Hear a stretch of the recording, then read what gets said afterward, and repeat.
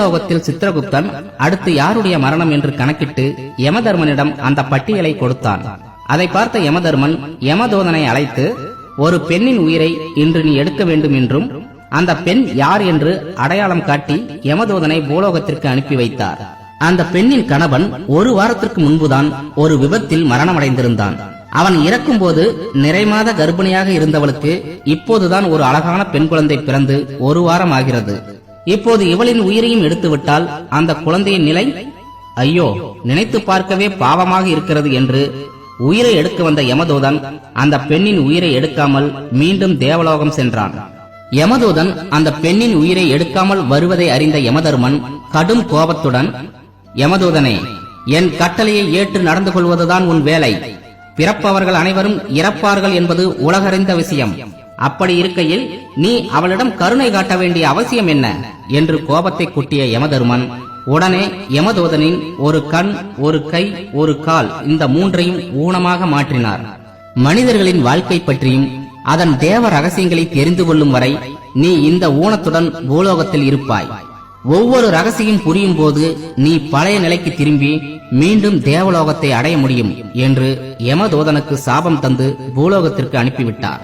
பூலோகத்திற்கு வந்த யமதூதன் அங்கிருந்த ஒரு பாழடைந்த கோவிலில் தங்கினான். அன்று இரவு குளிராலும் பசியாலும் முணங்கிக் கொண்டே இருக்க அந்த வழியாக சென்ற வியாபாரி ஒருவர் அந்த சத்தத்தை கேட்டு கோவிலுக்குள் சென்றார். அங்க பசியுடன் இருக்கும் யமதூதனை பார்த்து, தம்பி, யார் நீங்கள்? இந்த பாழடைந்த கோவிலில் என்ன செய்கிறீர்கள் என்று கேட்க யமதூதன் பதில் எதுவும் சொல்லாமல் அமைதியாக இருந்தான். அவன் முகத்தை பார்த்தே பசியுடன் இருப்பதை உணர்ந்து கொண்ட வியாபாரி அவனை தன்னுடன் அழைத்துக் கொண்டு தன் வீட்டிற்கு வந்தார். இப்போதெல்லாம் வியாபாரத்தில் பெரிதாக லாபம் இல்லாமல் வெறுங்கையுடன் வரும் தன் கணவன் மீது சில மாதங்களாகவே வெறுப்புடன் இருந்தால் வியாபாரியின் மனைவி. வீட்டிற்கு வந்த தன் கணவனுடன் இன்னொரு நபர் இருப்பதை பார்த்து எரிச்சல் அடைந்தாள். அப்போது யமதூதனை கோபமாக முறைத்துவிட்டு தன் கணவனை மட்டும் வீட்டிற்குள் அழைத்தாள். வீட்டிற்குள் சென்ற கணவன் தன் மனைவியிடம் நல்லவிதமாக எடுத்து கூறி அவனின் ஊனத்தை பற்றியும், மற்றவர்களைப் போல் உடல் நன்றாக இருந்திருந்தால் நான் கண்டுகொள்ளாமல் வந்திருப்பேன், இவனின் நிலைமையை நீ நினைத்துப்பார் என்று கூற அவளும் மனம் இறங்கி வீட்டிற்கு வெளியே நின்ற யமதூதனை சிரித்த முகத்துடன் அன்புடன் வரவேற்றாள். அப்போது யமதூதனின் ஊனமாக இருந்த கால் சரியாக யமதூதன் ஆச்சரியத்துடன் மனித வாழ்க்கையில் மறைந்துள்ள முதல் தேவ ரகசியத்தை புரிந்து கொண்டான். பிறகு அந்த வியாபாரியுடன் பல ஊர்களுக்கு காலத்திற்கு ஏற்ப வியாபாரங்களை செய்து கொண்டு 10 வருடங்கள் அப்படியே உருண்டோடின. அப்போது ஒரு நாள் வியாபாரத்தில் இருக்கும்போது ஒரு பணக்காரரும் அவருடன் ஒரு அழகான பெண் குழந்தையும் வருவதை பார்த்தான். அந்த குழந்தையை பார்த்ததும் யமதூதனின் மனதிற்குள் ஏதோ ஒரு இனம் புரியாத அதிர்வலைகள் உண்டானது. பிறகு அந்த வியாபாரியிடம் யார் அந்த குழந்தை என்று விசாரிக்க, அந்த குழந்தை தான் இறக்கப்பட்டு உயிரை எடுக்காமல் சென்ற அந்த பெண்ணின் குழந்தை என்றும், ஒரு வார குழந்தையாக இருக்கும்போது அவள் தாய் இறந்ததால் அந்த பணக்காரர் அவளை தத்தெடுத்துக் கொண்டார் என்ற விவரத்தை அறிந்ததும் யமதூதனின் ஊனமாக இருந்த கை சரியானது. அப்போதுதான் வாழ்க்கையின் இரண்டாவது தேவ ரகசியத்தையும் யமதூதன் புரிந்து கொண்டான். மறுநாள் பக்கத்து ஊரின் மிகப்பெரிய செல்வந்தன் வியாபாரியை தேடி வந்தான். தான் யார் என்று அறிமுகப்படுத்திக் கொண்டவன் தனக்கு சந்தன கட்டைகளால் செய்யப்பட்ட கட்டில் ஒன்று வேண்டும் என்றும் அதை நீங்கள் தான் தயார் செய்து தர வேண்டும் என்று ஒரு மிக பெரும் தொகையை வியாபாரியிடம் கொடுத்துவிட்டு சென்றான். 10 நாட்களில் கட்டில் தயாராக இருக்க வேண்டும் என்று செல்வந்தர் கூறினாரே. நாளை 10வது நாள். செல்வந்தர் வந்து கட்டிலை கேட்டால் என்ன செய்வேன்? சந்தன கட்டைகள் மட்டுமே இருக்கிறது, இன்னும் எதையும் செய்யவில்லையே என்று வியாபாரி பதற்றமானார். ஆனால் யமதூதன் அமைதியாக அந்த வியாபாரியிடம், ஐயா, நீங்கள் கட்டில் செய்ய வேண்டாம், அந்த சந்தன கட்டைகளை எரியூட்டுவதற்கு தயாராக வைத்திருங்கள் என்று கூற வியாபாரியோ எதுவும் புரியாமல் முழித்தார். சிறிது நேரத்தில் அந்த செல்வந்தனின் உதவியாளர் வந்து, ஐயா, சந்தன கட்டில் செய்ய வேண்டாம், அந்த சந்தன கட்டைகளை கொடுங்கள், பணக்காரர் இன்று காலை இறந்து விட்டார் என்று அந்த செல்வந்தனை எரிக்க சந்தன கட்டைகளை வாங்கி கொண்டு சென்றான். அதை பார்த்ததும் யமதூதனின் ஊனமாக இருந்த கண்ணும் சரியானது. வாழ்க்கையின் 3வது தேவ ரகசியத்தையும் தெரிந்து கொண்டு தேவலோகத்திற்கு புறப்பட தயாரானான். அப்போது வியாபாரியோ, என்னிடம் வரும்போது ஊனமாக இருந்தாய், பிறகு அனைத்தும் ஒவ்வொன்றாக சரியானது, அந்த பணக்காரனின் மரணத்தை சரியாக கணித்தாய், இதெல்லாம் எப்படி சாத்தியமானது? யார் நீ என்று கேட்டார். ஐயா, நான் யமனுடைய தூதுவன். ஒரு தாய் இறந்து போனால் அந்த குழந்தைக்கு யார் கதி என்று பரிதாபப்பட்டு அந்த தாயின் உயிரை எடுக்காமல் விட்டதனால் பூமிக்கு சென்று தேவ ரகசியத்தை தெரிந்து கொண்டு வா என்று யமதர்மன் என்னை இங்கே அனுப்பினார். அதனால்தான் பூமிக்கு வந்தேன்.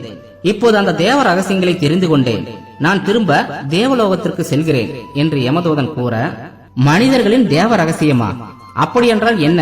எனக்கும் கொஞ்சம் கூறுங்கள் என்று வியாபாரி கேட்க, முதல் நாள் என்னை உன் வீட்டிற்கு அழைத்து சென்ற போது உன் மனைவி என்னை கோபமாக பார்த்தாள் அல்லவா?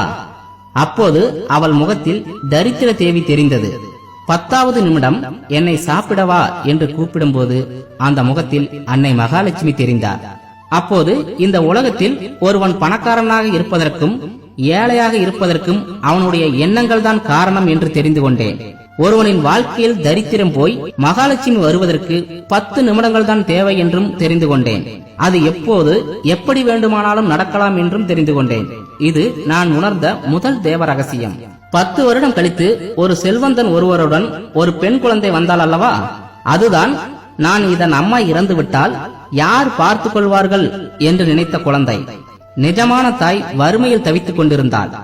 ஆனால் அவள் இறந்தாலும் அந்த குழந்தையை பாதுகாக்க அன்பான வசதி படைத்த ஒரு செல்வந்தனை இறைவன் தயாராக வைத்திருக்கிறான்.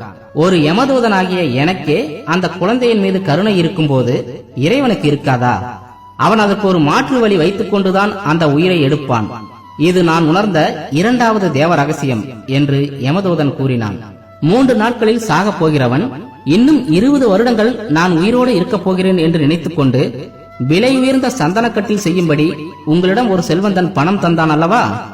ஆனால் எனக்கு தெரியும் அவன் 3 நாட்களில் சாகப் போகிறான் என்று. அதனால்தான் உங்களுக்கு கட்டில் செய்ய உதவி செய்யாமல் காலம் தாழ்த்தினேன். உண்மையில் இந்த மக்கள் இந்த உலகத்தில் ஏதோ 100 வருடங்கள் 200 வருடங்கள் வாழ்ந்து விடுவதைப் போல நினைத்துக் கொண்டு மனதை குலைத்துக் கொண்டிருக்கிறார்கள். மரணம் எப்போது வேண்டுமானாலும் வரலாம். நேற்று இருந்தவன் இன்று இல்லை, நாளை இருப்பவன் மறுநாள் இல்லாமல் போகலாம். இதுதான் இந்த கலியுகத்தின் யதார்த்தமான உண்மை.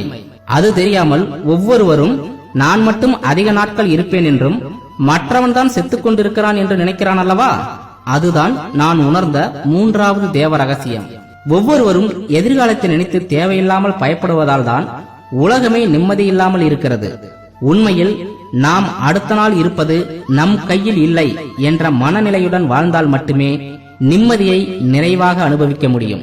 உங்களுக்கு புரியும்படி அந்த 3 தேவ ரகசியங்களை கூறுகிறேன். முதலாவது, ஏழையாக இருப்பதும் பணக்காரனாக இருப்பதும் நம்முடைய எண்ணங்கள் தான் முடிவு செய்கின்றன. 2வது, எது நடந்ததோ அதற்கு கடவுள் ஒரு மாற்று வழி வைத்திருப்பார். மனிதனின் மனதில் உள்ள அகங்காரத்தாலும் அறியாமையினாலும் அவர்களால் அதை புரிந்து கொள்ள முடிவதில்லை. 3வது, எந்த நேரத்திலும் ஒருவனுக்கு மரணம் வரலாம். இது தெரியாமல் மனிதர்கள் தான் என்ற அகந்தையுடன் அடித்துக் கொண்டிருக்கிறார்கள். இந்த அறியாமைதான் உலகில் உள்ள துக்கங்களுக்கெல்லாம் முதல் மூல காரணம். இவைதான் அந்த 3 தேவ ரகசியங்கள் என்று கூறிவிட்டு யமதூதன் அங்கிருந்து மாயமானான். எனவே நாமும் இந்த தேவ ரகசியங்களை புரிந்து கொண்டு வாழ பழகிவிட்டால் நம் உடலில் உயிர் இருக்கும் வரை நிம்மதியாக நிச்சயம் வாழ முடியும்.